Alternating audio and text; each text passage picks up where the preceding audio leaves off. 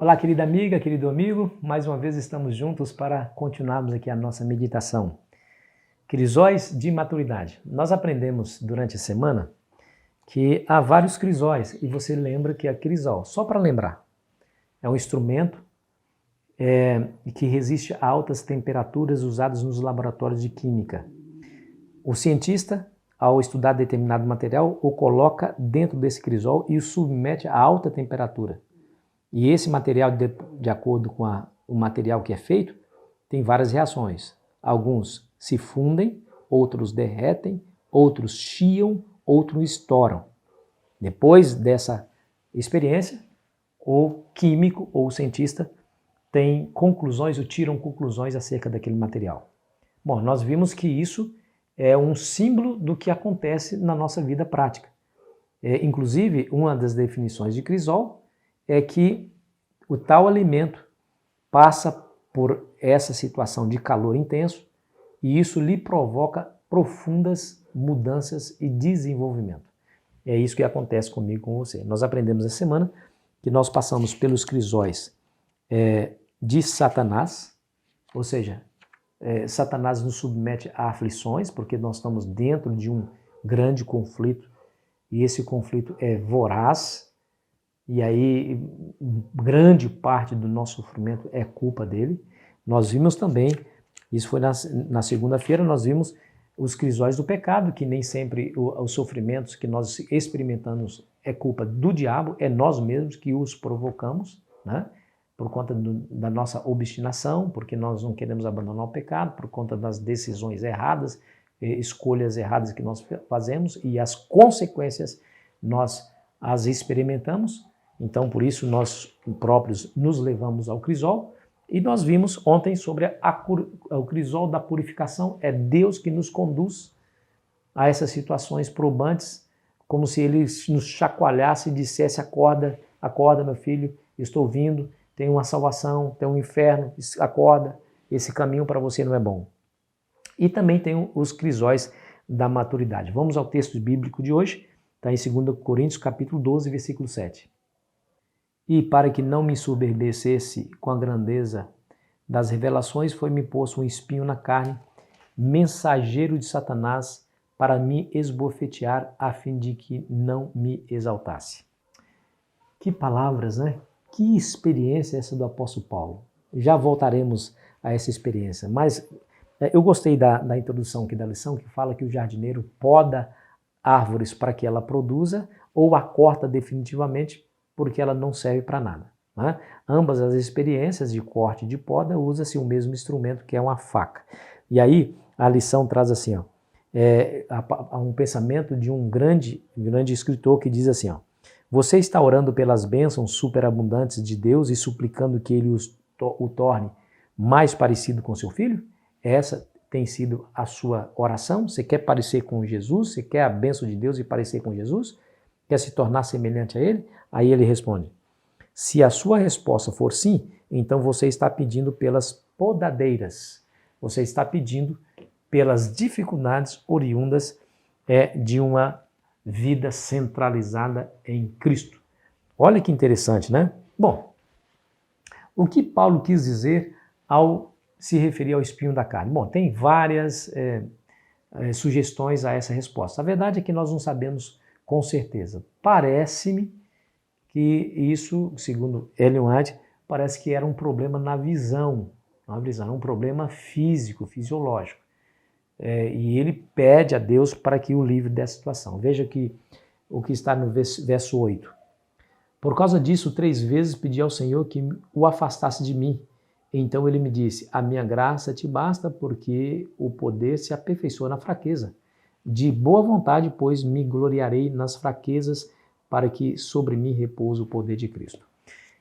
Deixa eu lhe dizer uma coisa. Deus permitiu, veja que ele diz, foi-me dado. Quem deu Paulo esse espinho na carne? Certamente foi o Senhor. Foi-me dado um espinho na carne. Deus permitiu que essas coisas acontecessem com Paulo a fim de o proteger. Proteger de algo que ele sabia, porque ele se conhecia, ele sabia que poderia acontecer. Protegê-lo de se enaltecer Diz aqui, né? A fim de me esbofetear, a fim de não me exalte. Afinal de contas, o que Paulo recebeu do Senhor foi um privilégio tremendo. Esse homem viu coisas inefáveis. Diz a Bíblia, na sua experiência, que ele subia ao terceiro céu. Quem é de nós viu tais coisas? Ninguém. Ele poderia olhar para os demais membros da igreja ou para os demais apóstolos que conviveram com ele e dizer assim, vocês não são tão importantes como eu sou. Afinal de contas, Deus deu a vocês a visão que ele me deu. Então, para que ele não se sentisse melhor do que os outros, para que ele não se sinta exaltado, foi-lhe dado um espinho na carne. E diz a Bíblia que ele não queria esse espinho. Que coisa interessante, né?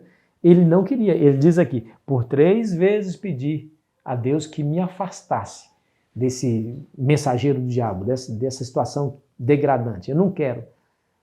Mas a resposta de Deus a ele foi, a minha graça te basta, Paulo, porque o meu poder se aperfeiçoa na fraqueza. Aí ele diz, então tá bom, Senhor. Então tá bom. Por isso, de boa vontade, e isso é o que é interessante, de boa vontade, pois mais me gloriarei nas fraquezas. Ô Senhor, essa é a tua vontade para mim? Então, de boa vontade, aceito. Isso é maturidade. Quem é que passa por situações difíceis na vida, angustiosas, conflituosas, que pode dizer assim, de boa vontade eu aceito, Senhor? É para o meu bem? É a tua vontade? É para que eu não me glorie? É para que eu não me exalte? É para que eu mantenha a humildade? É para que eu mantenha a minha direção em relação ao Senhor? É para que meus olhos permaneçam fitos no Senhor? É para que a minha mente, meu coração, minha vontade esteja no reino dos céus? Então, de boa vontade, Senhor, eu aceito. O dia que nós chegarmos a esse sentimento, chegamos, é prova inequívoca que chegamos à maturidade. E Deus é quem opera em tudo isso. Nesse caso, o crisol, ou a dificuldade, ou o sofrimento, foi permitido a Paulo, não por causa do pecado, mas para evitar o pecado. E Deus, ele faz isso com muita frequência, acredite. Agora, é claro, o discernimento, a visão clara e a interpretação certa dessa circunstância que nos trazem dor e tristeza depende de um estado de maturidade, depende de uma espiritualidade forte, decisiva, e você faz isso no momento de paz. Eu sempre repito isso. Você não se prepara para a luta na luta. Se prepara para a luta na luta? Isso é ingenuidade, isso no mínimo, isso aí é tolice.